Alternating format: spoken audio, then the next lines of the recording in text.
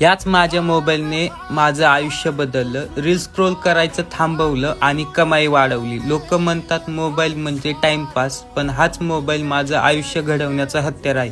मित्रा, ही रील तुझ्या खूप फायद्याची आहे, त्यामुळे आत्ताच ही रील सेव्ह करून ठेव. इंस्टाग्रामवरती रील स्क्रोल करणं थांबवलं आणि डिजिटल स्किल शिकायला घेतल्या. सुरुवातीला खूप अडचणी आल्या.